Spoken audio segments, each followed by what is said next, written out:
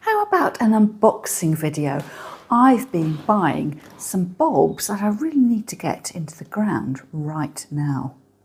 Now, if you love all things flower arranging, crafting, charity shop shopping, and a little bit of gardening thrown in too, I would love it if you would consider subscribing to my channel. All you need to do is to hit the button marked subscribe, and that means next time you open the YouTube app on your phone, your tablet or your computer, one of my videos will be waiting for you. Now let's see what Mr Fothergill has sent me. Did you watch the video I posted a few weeks ago when I was going through the Fothergill's catalogue? Well, I've made my order and my presents have arrived. Of course, I did have to pay for them, and I can't quite remember what I decided to get. So luckily, there's a little bit of a reminder in here. So I was mainly after replacements for my Sarah Raven bulbs, which for me weren't particularly successful, even though I had done everything by the book, or so I thought. So these are duplicates for what I bought last year from Sarah Raven, the Dramatic collection and the Perennial collection. And then I got the Narcissi, the daffodils as well, and then some new ones as well. The Camassia alba, the anemone, and the alliums. I'll have to see whether I can find the pictures in the catalogue to see what the flowers are actually going to look like. So let's see what we've got. 50 bulbs of the allium. Oh goodness me, fast. I feel like a child spelling out words that they're learning. SPH, Sphaerocephalon. Is that what it said? Oh goodness me, I need a phonetic spelling. So I have circled this in the catalogue, and this is what I have bought. It's the very tiny allium. It sort of looks like bullets or tight thistles in the vase. Very elegant before it's actually come out into full flower, and then it does develop more of a rounded head. 15 bulbs of the Narcissus Hawara. Now what I've got on my invoice was the scented collection. Aha, I found it in the catalogue. I wasn't quite sure whether this was the one that I'd bought. So it's listed on my invoice as the scented collection, and it's here, the fragrant Narcissi collection. So that's the Hawara. So I've got 15 bulbs of that. The Anemone de Caen, and I've seen that somewhere in my catalogue. Here you are. Such a beautiful flower. You get it in the Florist in the new year, so I thought I would try and grow that. See, these are tulips. 15 bulbs of the Jan Royce. So Jan Royce, this I think is the collection I got.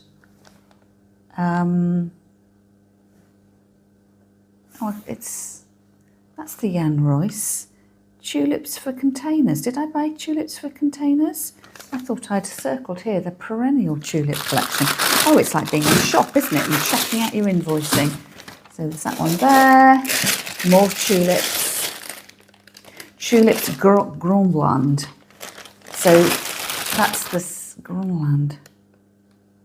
I think that's the stripy one. Oh, here it does say Grönland there in spring green. Oh, here it is, the pink one. This is the one where it had the exact mix that Sarah Raven had, but the Jan Roos isn't the right one. Oh, well, let's put those together. And then tulip spring green. So yes, spring green here. So I've got 2 from the Perennial collection. I wonder where that third one's from. Or perhaps I haven't checked my order properly. Artist. 15 bulbs of tulip artist, which is that. So that is the completed. I have definitely got the full Perennial tulip collection. Tulip ballerina, which is a pink, I'm guessing. Oh, I haven't got ballerina on my list here. Ballerina? I only got 1 of each. I'll have to look for ballerina. Ooh, I thought these had gone a bit mushy, but I think they've got quite a bit of root on them. Narcissi geranium. Narcissi geranium. So where was my... Aha, here we are. The little one looks a bit like the one with the pheasant eye. So that looks rather lovely. So I'll put that across with my other daffodils. And then tulip queen of the night. Well, that's not on here either. Narcissi canalicultas. Oh gosh, I'm just getting so lazy with my pronunciation. Which is it's this one here, the fragrant narcissi. So I'm doing all well for the fragrant ones. And then, Camissia lectlini, I just can't say these words, alba, which is this, which reminds me of the ornithogolum. I can remember when I went to my floristry college, there was ornithogolum, which was a lovely plant like this, which had a white petal and a black centre. So that's why I got it, because it reminded me of that. As you can see, I've got a bit of a pickle with my ordering, remembering what I'd actually got. So I'm going to make use of my Linda Vata garden journal and catalogue what I've bought. So the journal's split up and you can put in the name of what you got, the special conditions and any problems you had, but also it has the date that you planted in. So if I catalogue them now, I'll be able to add in the date I planted in due course.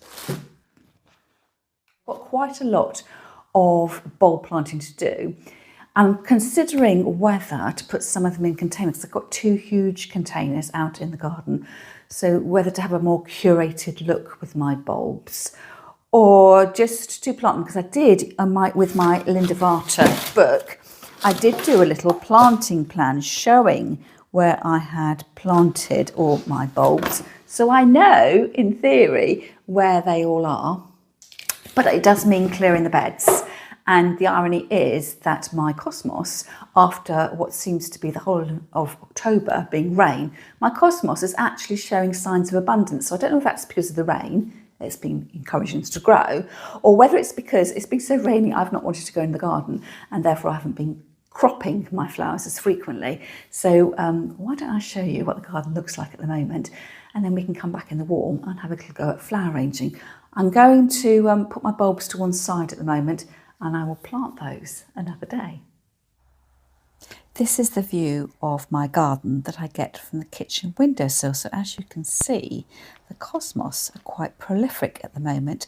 I've got the soft pale pink, which has been the dominant colour, and then you can see a little bit of white off to one side and a darker burgundy sort of colour. It's not quite burgundy, but it's definitely darker than the light pinks that I've got elsewhere.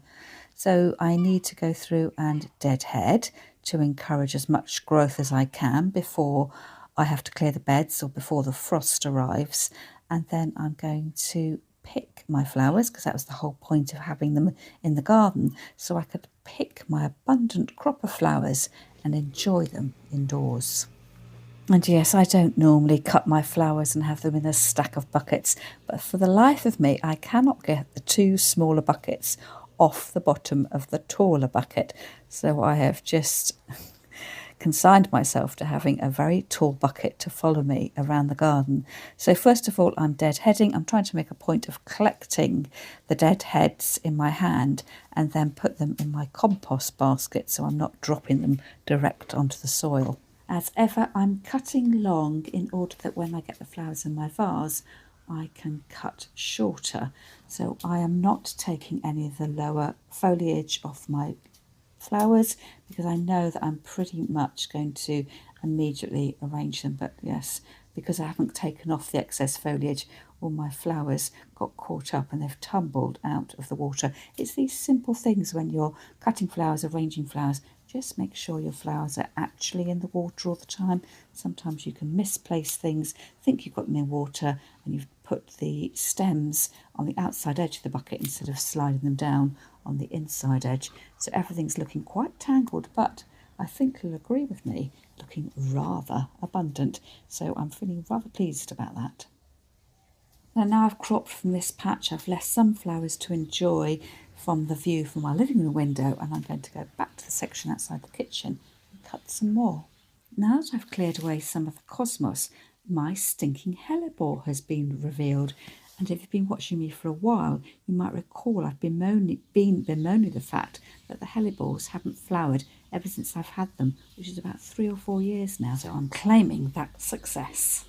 Now, the whole point of me trying to grow flowers in the garden is I wanted to get the feeling of abundance in my garden and in my home.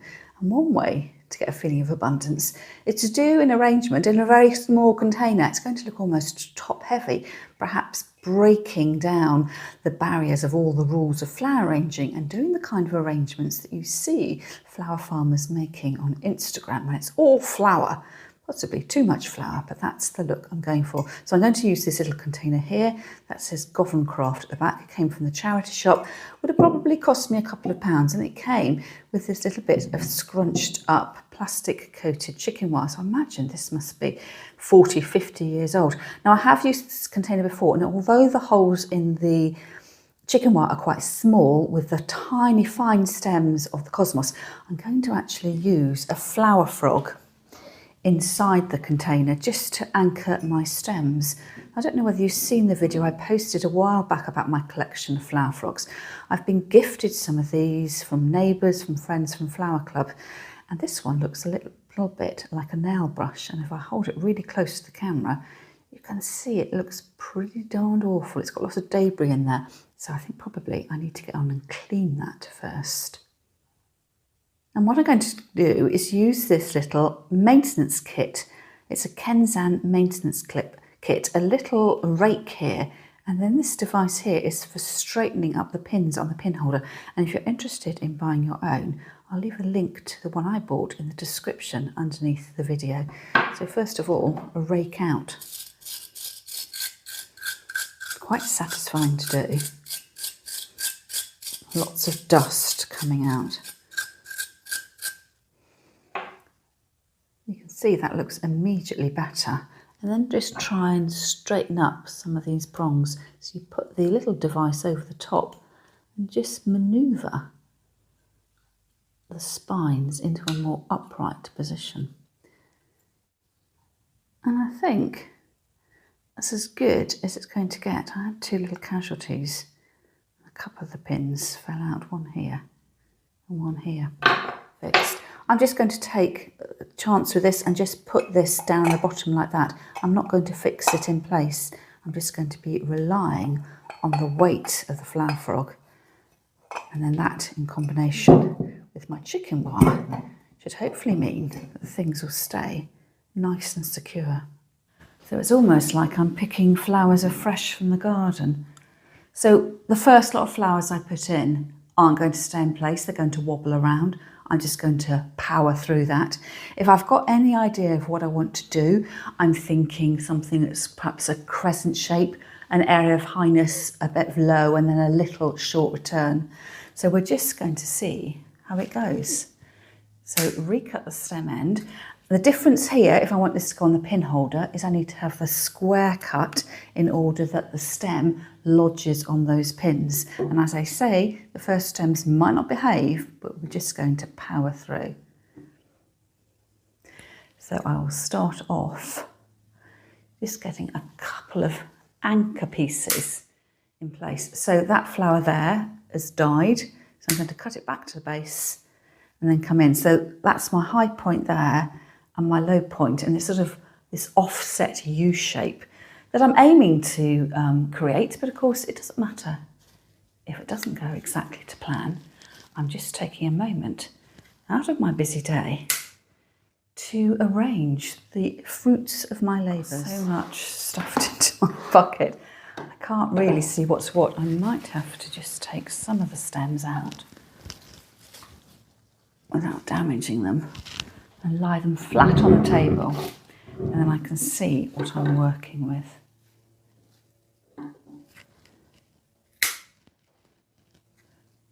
Cut out the dead bit. I don't want any of this greenery sitting inside the vase because it will take up space but primarily you don't want anything rotting off and shortening the life of the flowers. Now, the only drawback in creating an abundant arrangement in a very small container is you're going to run out of water really quickly. So you will need to be, I will need to be checking every single day that my water levels need, whether they need replenishing, and they will.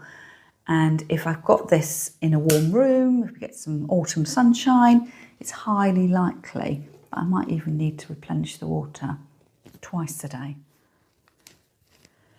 And I'm sort of going against the grain with, about where the largest flowers go. Normally in flower arranging, you'd have your darker, more open flowers at the base of the container, and they get progressively smaller until you ended up with the buds at the outside edges.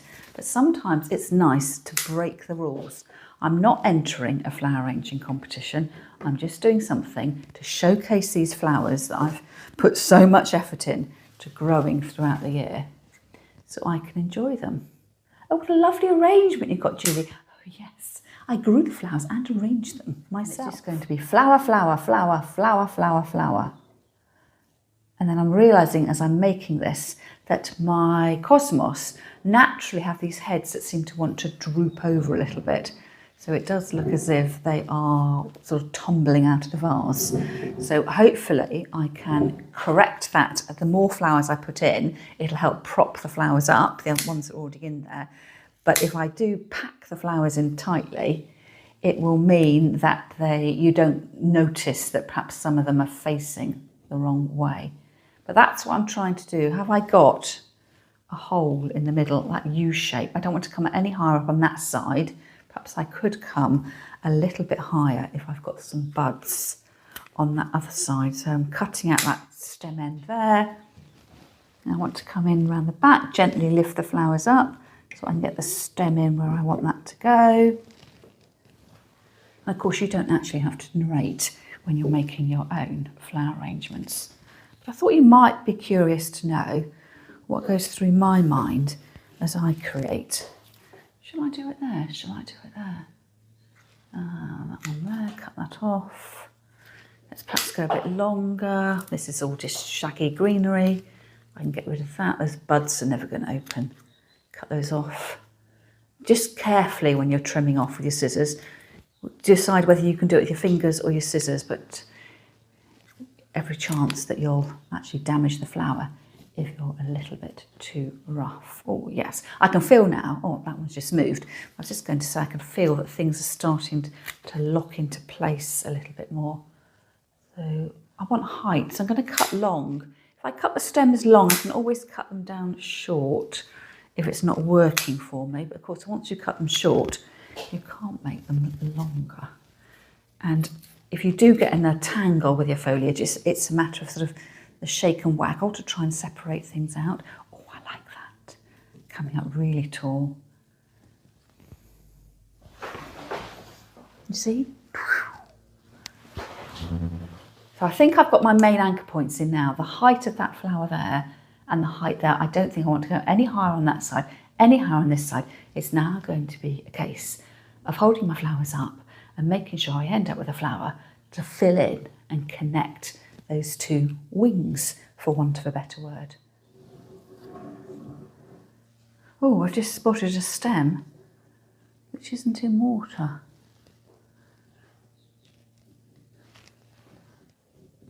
There, fixed. So that's more of the look that I'm going for, solid colour. I can see this flower here. It's not wanting to play ball. It almost looks like it's drooping and then dying. So I might just slide that one out and see whether I can reposition it. I might leave some of the buds in and then cut it out and put it in somewhere else so it sits in a more upright position, or perhaps I can get it to rest.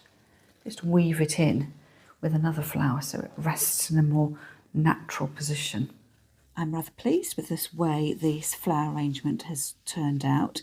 It looks absolutely great, as I knew it would, against the grey walls of my living room. But I've still got quite a few flowers left in my bucket, so I'm just going to add in a few more stems just to try and emphasise the the left-hand wing to try and get more of a solid column of flowers coming up, whereas naturally the flowers at the edges are wanting to splay out in a much more traditional kind of look.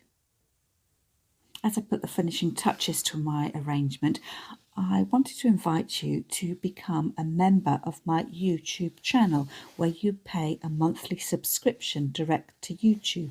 That means you get early access and bonus footage to my regular Monday uploads, but also you get free access to my online flower arranging club. So if you want to find out more about that, let me know in the comments, or you can go to the description underneath the video and follow the link to join my YouTube membership group.